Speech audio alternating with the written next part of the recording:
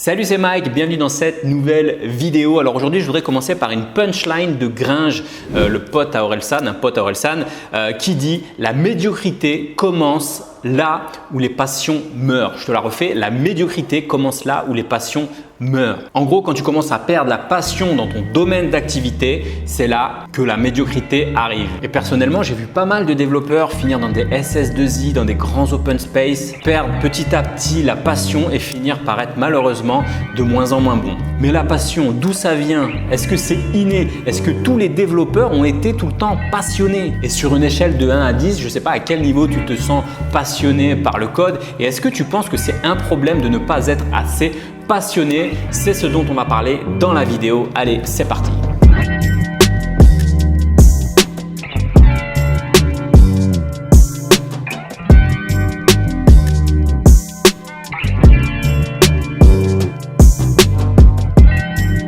Juste avant de commencer, si tu ne me connais pas, je m'appelle Mike, je suis développeur full stack et j'accompagne des personnes dans l'apprentissage du code et j'accompagne aussi des personnes pour devenir freelance. Alors n'hésite pas bien sûr à t'abonner à la chaîne et activer la petite cloche de notification. Alors c'est quelque chose qu'on entend assez souvent partout dans les forums, un peu partout tu retrouves ça, c'est pour être un bon développeur, il faut être passionné. Alors effectivement, si tu n'es pas passionné par le développement, ça va être difficile d'avancer dans ce domaine-là. Mais la passion, elle vient d'où? Penses-tu que la passion, penses-tu que si tu demandes à un enfant, je sais pas, demande autour de toi, tes enfants ou des neveux ou des gens que tu connais, que tu poses la question à un enfant, qu'est-ce que tu aimerais faire plus tard? Quelles sont tes passions? Est-ce que tu penses que l'enfant va te dire écoute, moi j'ai envie d'écrire des lignes de code dans un fichier et j'ai envie de débugger, j'ai envie de trouver la cause pourquoi mon programme ne compile pas à la ligne 132? Non, bien évidemment, c'est pas comme ça. La plupart des enfants vont dire bah écoute, moi j'ai envie de devenir astronaute, j'ai envie de devenir pompier, j'ai envie de devenir flic, etc. Et même les adultes, hein, si tu demandes aux adultes, si tu leur poses la question à propos de la passion, je veux dire, la plupart des cas, tu auras des réponses un peu similaires du type bah, ma passion c'est le sport, la musique, le cinéma, etc. Alors le code, franchement, c'est loin d'être une des premières passions. Et moi, on me dit souvent mais oui, mais Mike, t'es passionné. Mais ok, mais moi, j'ai pas toujours été passionné. Je vais te raconter une petite histoire. Moi, j'ai fait un DUT télécom réseau, donc rien à voir avec le code. Enfin, il y a un petit peu de code dedans, mais c'est léger. Et donc moi, le code à la base, c'était pas pour moi. Je voyais des gens écrire des lignes dans un éditeur de texte. Je me dis waouh, je sais quoi ce truc, tu vois, franchement, ça m'attirait pas plus que ça. Et j'ai fait mon stage du DUT, un stage qui durait 2 mois, le stage de fin d'études, dans une société qui fabriquait je crois des distributeurs de billets automatiques, des DAB. Et j'arrive le premier jour et tout en tant que télécom réseau, donc j'apprenais ce métier-là. Et puis j'arrive le premier jour et puis je vois les grandes baies de serveurs, etc., les machins, les switches et tout. Et puis je me dis bah cool, super. Par quand on commence? Est-ce que je vais aller débrancher le câble, etc.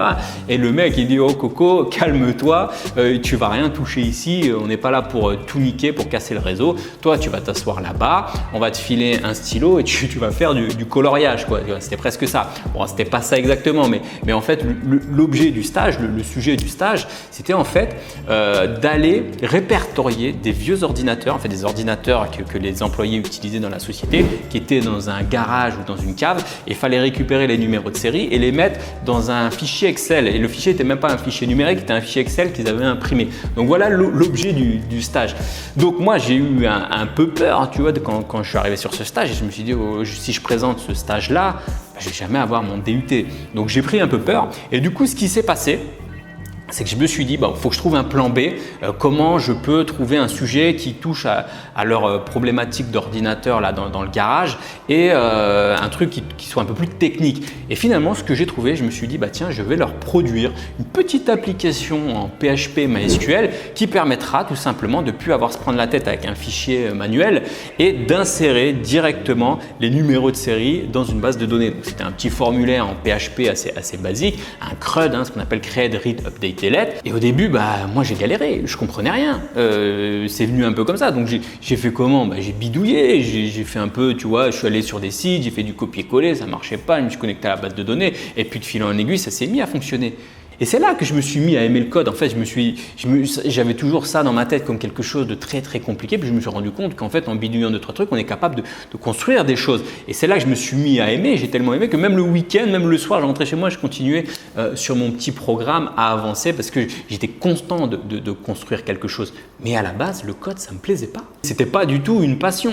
Alors on entend souvent ça, on entend souvent vivre de sa passion. Tu sais, tu vois beaucoup ça dans les contenus sur Internet, dans les livres de développement personnel, il faut vivre de sa passion. Mais je pense qu'il faut faire très attention avec ça. Alors, je ne veux pas briser tes rêves, je ne suis pas là pour casser ton ambiance, mais si tu as des rêves de devenir footballeur, de devenir chanteur parce que tu aimes bien la musique, de devenir rappeur, etc., sache que c'est peut-être pas la meilleure option parce que finalement, en termes de statistiques, il y a très peu de chances que tu arrives au bout de ce projet-là. Je veux dire, il y a eu combien de Michael Jackson ou de je ne sais pas qui, tu vois, c'est très rare. Et même, admettons, tu aimes, je ne sais pas, par exemple, le surf. Admettons, tu t'es passionné de surf et tu peux te dire, bon, ok, le circuit pro, c'est pas pour moi, mais je vais quand même me reconvertir avec ma passion et je vais monter une boutique de surf parce que tu aimes bien le surf.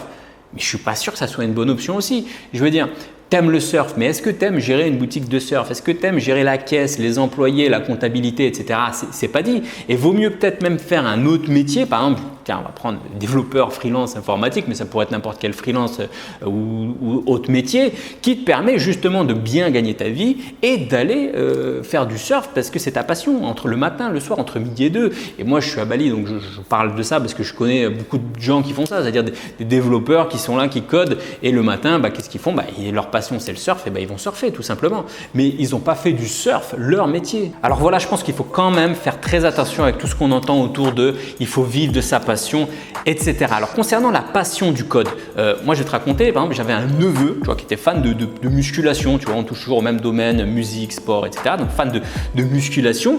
Et puis bon, il avait essayé de rentrer, je crois, au step, machin, ça s'était pas fait, c'était bouché, etc. Donc finalement, il n'a pas fait de sport et puis il était un peu sur le carreau et puis il s'est mis au code. Mon frère l'a un peu formé, tout ça, etc. Et puis je demande, et puis en discutant avec lui, il me dit ouais, mais tu vois, je suis pas si fan que ça, quoi. Je suis pas si passionné. Tu vois, il venait de commencer, puis il me dit ouais, je sais pas si je suis passionné que ça, quoi. Et c'est problématique parce que quand tu n'es pas passionné, qu'est-ce qui se passe? C'est dur pour le booster, pour lui dire bon, allez, vas-y, va coder, continue, développe l'application, il te manque ça à faire, etc. Et c'est vrai que quand tu n'es pas passionné au début ou que tu as l'impression, du moins, que tu n'es pas passionné, c'est un problème parce que c'est dur à motiver pour avancer. Et devine quoi? Maintenant, il est passionné. Pourquoi il est passionné maintenant? Parce qu'il devient bon dans ce qu'il fait. Et à force de devenir bon, tu vois, on devient passionné. Et d'ailleurs, Cal Newport, dans son livre So Good They Can't in Your Youth, désolé pour l'accent, un titre qui vient en fait, qui veut dire, alors en français, tellement bon qu'on peut t'ignorer. Un titre qui vient, alors il avait posé une question à un comique américain qui s'appelait Steve Martin et lui disait, mais comment tu as fait pour réussir en tant que comique aux États-Unis, etc.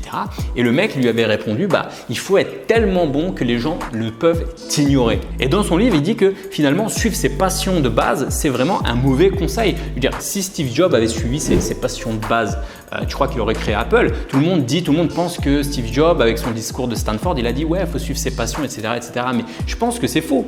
Si tu regardes Steve Jobs, à la base, il était passionné par la calligraphie et les trucs de yoga. Je veux dire, je ne sais pas si tu as lu sa biographie, mais à la base, il était passionné par ça. S'il avait suivi sa passion, il aurait fait quoi?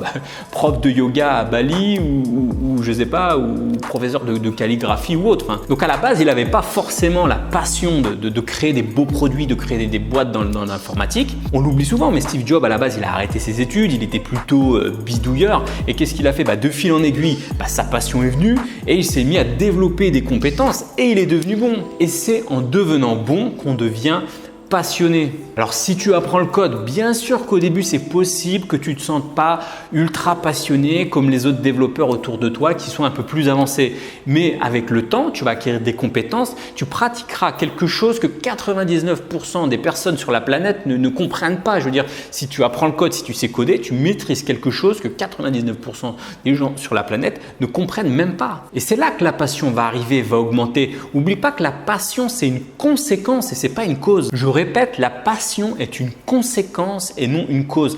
La passion, ça vient à force de développer tes compétences, à force de devenir bon dans un sujet, à force d'affiner, de creuser, la passion arrive. Alors, je terminerai avec ces 3 règles justement pour garder la passion, pour garder cette flamme allumée, pour éviter de finir comme un zombie dans une SS2I sans âme. Il faut que j'arrête de taper sur les SS2I, les pauvres, parce qu'elles sont bien utiles. Mais voilà, on a tous rencontré des développeurs qui au bout d'un moment développent parce que c'est un taf à alimentaire.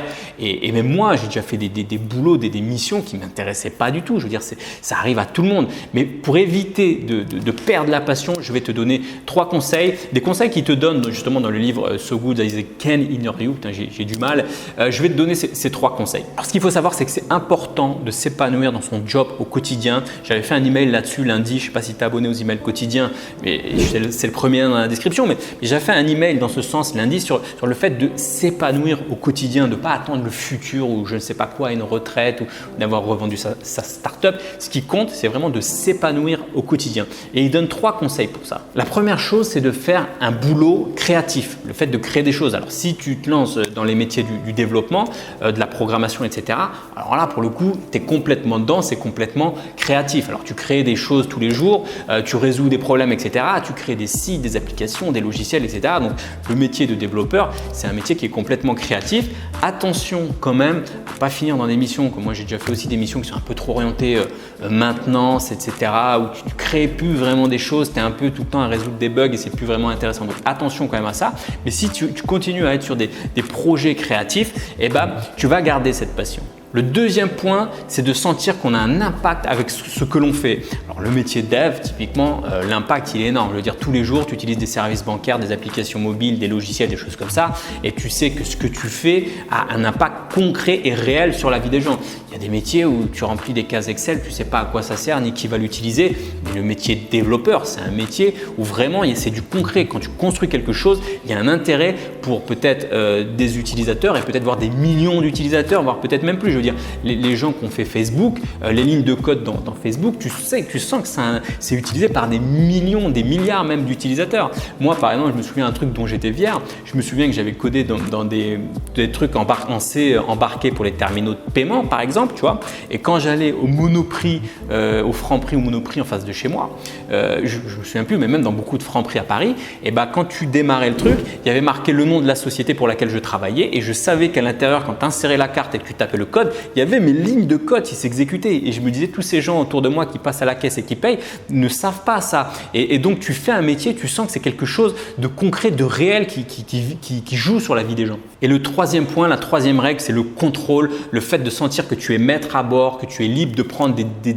décisions à n'importe quel moment, etc. Alors là, c'est un peu plus compliqué, ça va dépendre des structures, tu vois. Si tu es dans des SS2I qui sont assez des SS2I ou si tu es salarié en CDI et que tu es dans des organisations assez souples où on te laisse prendre des décisions, là tu vas être épanoui. Par contre, ça m'est arrivé aussi d'être dans des SS2I ou des boîtes qui sont où te laissent très peu de marge de manœuvre et là c'est un petit peu difficile de garder cette passion sur le long terme. C'est pour ça que moi personnellement je suis parti freelance et c'est pour ça qu'il y a beaucoup de personnes justement qui partent freelance. Pourquoi? Parce que justement tu as ce contrôle, tu peux choisir tes missions, tu peux choisir tes technos, tu prends des décisions au jour le jour qui te concernent à toi-même. Et donc voilà, donc je te répète les trois règles, donc la créativité, l'impact sur ce que tu fais et le contrôle.